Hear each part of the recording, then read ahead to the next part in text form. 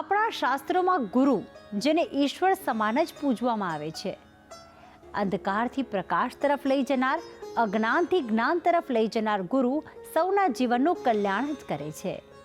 તો ચાલો આજે જાણીએ ગુરુના આશીર્વાદ પ્રાપ્ત કરવાના ચમત્કારિક ઉપાય. જણાવશે ગુરુજી પ્રફુલભાઈ પંડ્યા. ગુરુ બ્રહ્મા ગુરુ વિષ્ણુ ગુરુદેવો મહેશ્વર, ગુરુ સાક્ષાત પરબ્રહ્મ, તસ્મૈ શ્રી ગુરવે નમઃ. જય ભગવાન મિત્રો, હું છું પ્રફુલભાઈ પંડ્યા. ભક્તિ સંદેશ કાર્યક્રમની અંદર આપનું સ્વાગત છે. દર્શક મિત્રો, પહેલાં તો તમને બધાને ગુરુ પૂર્ણિમાની ખૂબ ખૂબ શુભકામના. ગુરુ પૂર્ણિમાનું શું છે મહત્ત્વ? ગુરુ પૂજન કેમ કરવામાં આવે છે? ગુરુ નામનો અર્થ શું? અને જો જન્મકુંડલીમાં દેવગુરુ બૃહસ્પતિ ખરાબ હોય અથવા જેને પોતાના જીવનમાં યશ માન અને પ્રતિષ્ઠાની પ્રાપ્તિ ન થતી હોય તો એને આજે કેવા કરવા ઉપાય, તે બધી જ જાણકારી આજના કાર્યક્રમમાં હું તમને જણાવવાનો છું. મિત્રો, પહેલાં જાણીએ ગુરુનો મહિમા શું છે. આપણા હિન્દુ ધર્મની અંદર એવું કહેવાય છે કે જેમ માતા પિતા છે તેમ ગુરુનું પણ એટલું જ મહત્ત્વ છે. આ દુનિયામાં બે જ વ્યક્તિ એવા હોય કે એવું ઈચ્છે કે ભાઈ મારો પુત્ર, એક પિતા એવું ઈચ્છે કે મારો દીકરો મારા કરતાં સવાયો થાય, આ પિતાજી છે. અને એક એના ગુરુ એવું ઈચ્છે કે મારો શિષ્ય મારા કરતાં સવાયો થાય. જેમ દ્રોણાચાર્યના ઘણા બધા શિષ્ય હતા, પણ દ્રોણાચાર્યને અર્જુન ઉપર બહુ લગાવ હતો. અને અર્જુન પણ એવું કહેવાય છે કે પોતાના ગુરુની જ્યારે વાત આવે એટલે ગુરુની આજ્ઞા વગર એક ડગલું આગળ ના ભરે. એટલે આપણા શાસ્ત્રમાં ગુરુનો એક વિશેષમાં, મા બાપ પછી જો કોઈ સ્થાન હોય તો એને આપણા ગુરુ કહેવામાં આવે છે. ભગવાનનું સ્થાન પણ પછી બતાવ્યું છે. પહેલાં માતા પિતા ગુરુ અને પછી ઈશ્વર કહેવામાં આવે છે. એવું કહેવાય છે ગુરુ બ્રહ્મા ગુરુ વિષ્ણુ ગુરુદેવો મહેશ્વર, ગુરુ સાક્ષાત પરબ્રહ્મ, તસ્મૈ શ્રી ગુરવે નમઃ. ગુરુ એ જ બ્રહ્મા, ગુરુ એ જ વિષ્ણુ, ગુરુ એ જ મહેશ અને ગુરુ એ સાક્ષાત પરબ્રહ્મ, તસ્મૈ શ્રી ગુરવે નમઃ. જીવનની અંદર આગળ મનુષ્ય વધવું હોય ને તો અભ્યાસ બહુ જરૂર છે, ભણતર બહુ જરૂર છે. અને જો ભણે તો જ એ જીવનમાં કંઈક મોટો માણસ બને. અને જે ભણાવે છે, તમને જે ભણાવે એને ગુરુ કહેવાય છે. અત્યારે હાલ આપણે શિક્ષક કહીએ, ટીચર કહીએ, સાહેબ કહીએ, પરંતુ આપણા ધર્મની અંદર એને ગુરુ કહેવામાં આવે છે.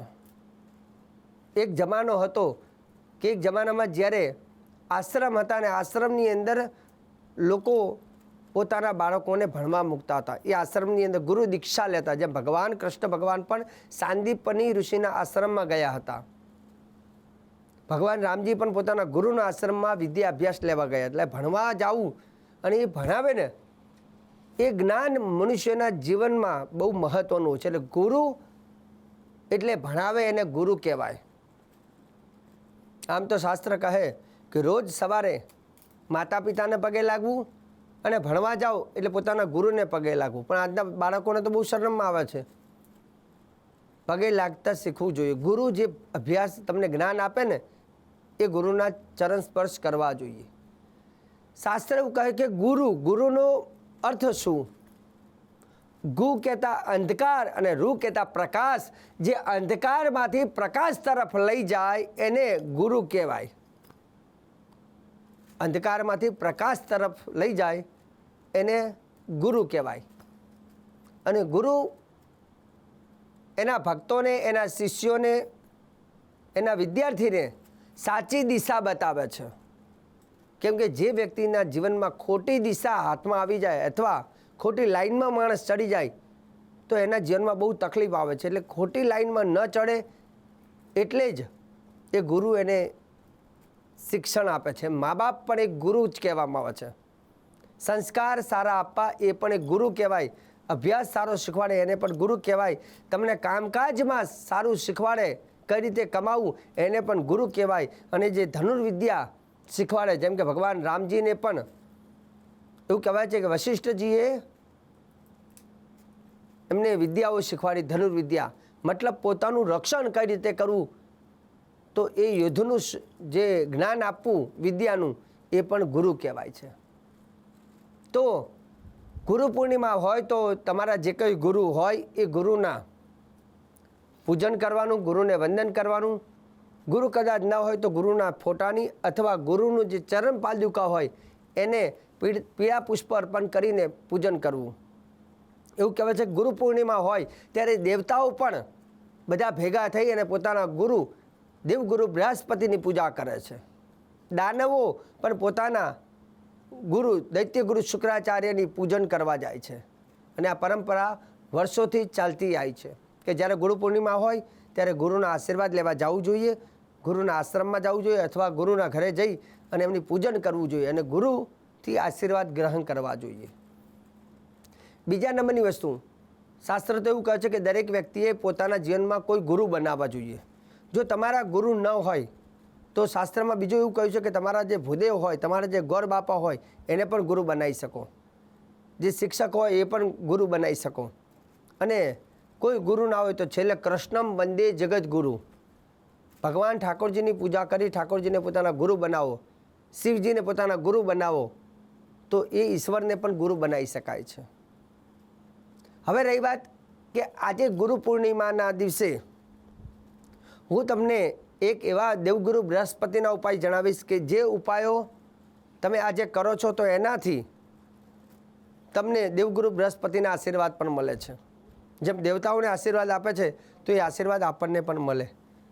દેવગુરુ બૃહસ્પતિનો વાસ કેળના વૃક્ષમાં હોય છે. આપણે જેમ ઘણા બધા વૃક્ષો હોય ને એમ કેળનું જે ઝાડ હોય કેળાનું, જેને સંસ્કૃતમાં કદલી ફલમ કહેવામાં આવે છે, કેળના વૃક્ષ, તો કેળના વૃક્ષનું ગુરુ પૂર્ણિમાના દિવસે દાન કરવું અથવા કેળનું વૃક્ષ ઘરે લાવી અને એનું પૂજન કરવું એ શુભ ગણાય છે. કેળના વૃક્ષની અંદર હળદર પધરાવી અને એક દીવો કરવાથી પણ દેવગુરુ બૃહસ્પતિના આશીર્વાદ મળે છે. ગુરુ પૂર્ણિમાના દિવસે નાના બાળકોને કેળાનું દાન કરવું એનાથી પણ દેવગુરુ બૃહસ્પતિની કૃપા મળે છે. મંદિરની અંદર ચણાની દાળનું દાન કરવું એ પણ ગુરુની કૃપા મળે છે. ગુરુને પીળા પુષ્પ ગુરુના ફોટા ઉપર પહેરાવવામાં આવે તો પણ ગુરુના આશીર્વાદ. ચંદનનું તિલક ગુરુને કરવામાં આવે તો અથવા ચંદનનું દાન અથવા પીળા વસ્ત્રનું દાન તમે તમારા ગોર બાપાને ભૂદેવને કરો છો તો પણ ગુરુના આશીર્વાદ મળે છે. સાથે સાથે એવું કહેવાય છે કે જો જન્મ કુંડલીમાં ગુરુ અશુભ હોય તો એને શુભ આજે તમે કરી શકો છો.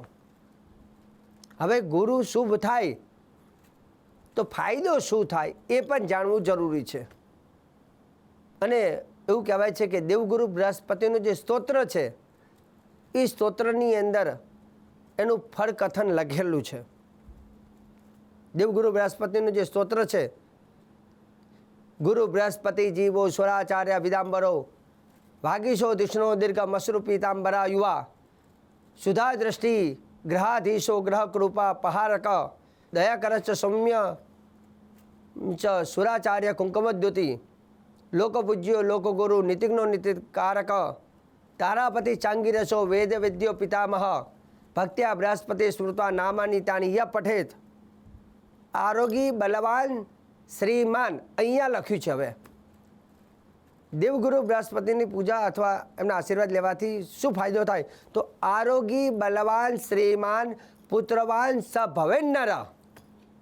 શાસ્ત્ર એવું કહે છે કે જે લોકોનું આરોગ્ય સારું ન રહેતું હોય તો ગુરુ પૂર્ણિમાના દિવસે દેવગુરુ બૃહસ્પતિનો પાઠ અથવા દેવગુરુ બૃહસ્પતિના 26 નામ જો દેવ સેવામાં બોલવામાં આવે છે તો પણ એને આરોગ્યનું સુખ મળે છે. અને એવું નહીં કે આ 26 નામથી ખાલી આરોગ્યનું સુખ મળે, પણ આરોગી બલવાન આરોગ્યનું સુખ મળે છે, જોડે વ્યક્તિને બળની પ્રાપ્તિ થાય છે. શ્રીમાન, શ્રી કહેતા લક્ષ્મી, તો સંપત્તિ તમારા ઘરે આવે છે, તમારું માન પ્રતિષ્ઠા વધે છે. શ્રીમાન પુત્રવાન સ ભવેન્નર, પાછું સંતતિનું સુખ એટલે કે સંતાનોનું સુખ પ્રદાન કરે છે. આ 26 નામ અને દેવગુરુ બૃહસ્પતિનું સ્તોત્ર. જીવેદ વર્ષમ સતમ સાગરમ અપમૃત્યુ વિવર્જિત, જીવેદ વર્ષમ સતમ મર્ત્યો પાપમ નશ્યતિ. એવું કહેવાય છે કે આ સ્તોત્ર અથવા દેવગુરુ બૃહસ્પતિના 26 નામથી જીવેદ વર્ષ શતમ, મનુષ્ય 100 વર્ષ સુધી જીવે છે એવું આ સ્તોત્રમાં લખ્યું છે. પુષ્પદીપો પ્રહાર ચ પૂજયિત્વા બૃહસ્પતિ બ્રાહ્મણાન ભોજયિત્વા પીડા શાંતિર ભવેત ગુરુ. પાછું એવું લખ્યું બ્રાહ્મણાન ભોજયિત્વા ચ. જો ગુરુ પૂર્ણિમાના દિવસે બ્રાહ્મણને ભોજન કરાવો છો તો પણ દેવગુરુ બૃહસ્પતિ પ્રસન્ન થાય છે. અને દેવગુરુ બૃહસ્પતિ દેવતાઓનો તો ગુરુ છે, પણ સમસ્ત જગતની અંદર એવું કહેવાય છે કે એક વાર છે ગુરુવાર, એ દેવગુરુ બૃહસ્પતિનો વાર છે. અને ગુરુ પૂર્ણિમા એ ગુરુની પૂનમ ગણવામાં આવે છે. જે અષાઢ શુદ્ધ પૂનમ એટલે કે એ પૂનમ ગુરુની પૂર્ણિમા તરીકે ઓળખવામાં આવે છે. તો જેની જન્મકુંડલીની અંદર બૃહસ્પતિ કદાચ અશુભ હોય, જે વ્યક્તિને ખાસ કરીને રોગ થતા હોય, આરોગ્યમાં તકલીફ હોય, બલની પ્રાપ્તિ ન થતી હોય, સંતાનો સાથે મતભેદ થતા હોય, તો એ બધા જ તકલીફોમાંથી મુક્તિ પ્રદાન કરે છે દેવગુરુ બૃહસ્પતિનું સ્તોત્ર. શક્ય હોય તો પૂનમ છે એટલે આજે તો ચોક્કસ આ સ્તોત્ર બોલવું, અથવા રોજે રોજ બોલી શકાય. અને આ સ્તોત્ર ના ફાવે તો સ્તોત્રમાં રહેલા 26 નામ એ ચોક્કસ આજે તો બોલવા, અને રોજ બોલો તો એ પણ સારું છે. કેમ કે દેવગુરુ બૃહસ્પતિ નિત્ય આશીર્વાદ આપે છે, અને એના જે ફળશ્રુતિ છે તે ફળશ્રુતિનું આપણને લાભ થાય છે. હવે રહી વાત કે દેવગુરુ બૃહસ્પતિના આ 26 નામ કયા છે જે ગુરુ પૂર્ણિમાના દિવસે કરવામાં આવે છે શ્રેષ્ઠ. તો 26 નામમાં પહેલું નામ છે ગુરુ. તો આપણે સંસ્કૃતમાં એને બોલવાનું છે. આગળ પહેલાં ઓમ લગાવવાનો, પાછળ નમઃ શબ્દ લખાવવાનો, એટલે આ મંત્ર બની જાય ઓમ ગુરુવે નમઃ. બીજું નામ ઓમ બૃહસ્પતયે નમઃ. બૃહસ્પતિ એટલે જ ગુરુવારને બીજું નામ આપણે બૃહસ્પતિ વાસરે પણ કહેવામાં આવે સંસ્કૃતમાં. એટલે ગુરુનું બીજું નામ છે ઓમ બૃહસ્પતયે નમઃ. ત્રીજું નામ છે ઓમ જીવાય નમઃ.